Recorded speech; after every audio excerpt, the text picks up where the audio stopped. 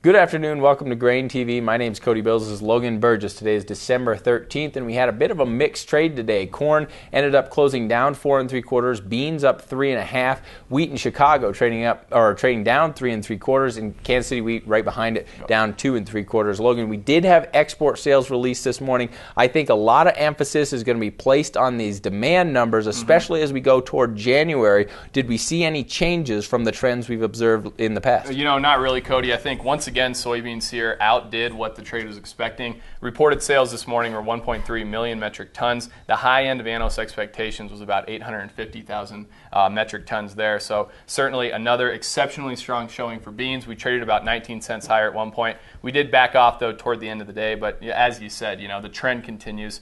Soybean export sales remain exceptionally strong. Corn, though, did have a decent showing when we take a look at it in terms of trade expectations. 272,000 metric tons. That was at the high end of trade expectations for this week. Wheat, a similar story there. We did find a little bit of support for corn and wheat after that huge soybean number, but we really drifted lower toward the close, though. Yeah, and I think what you were saying there earlier, you were saying corn came in a little bit better in expectations for this week, and I think that helped keep it from selling off. But really, if you take a look at where we are in terms of meeting the USDA's forecast, we continue to underperform, and we underperformed again according to the model over here at Grain Hedge. The red line is really what we would expect to see during this time of the year to meet the USDA expectations. And just look at all these weeks. We're just having really very subpar sales. We're coming in well below, and right now we're about 33 million bushels behind pace to meet the USDA expectations.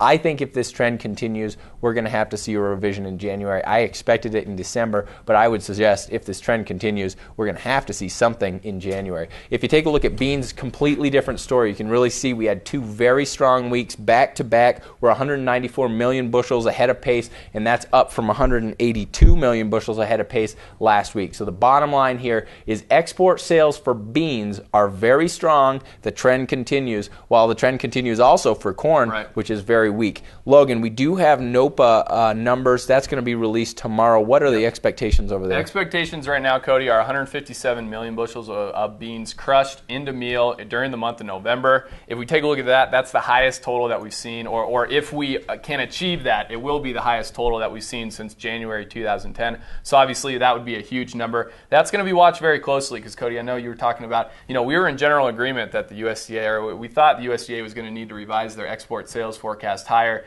In the December report, they left that unchanged, but they did revise their crush number 10 million bushels higher. So I think this is kind of the first test of that. Are we going to be able to see an increased crush rate here moving forward? Yeah, that sounds fair enough. And, you know, if you guys have any questions about what we talked about today, please give us a call at 877-472-4607. Remember, you can take a demo of the futures trading platform that we use here. It's called FireTip. You can watch the markets trade live.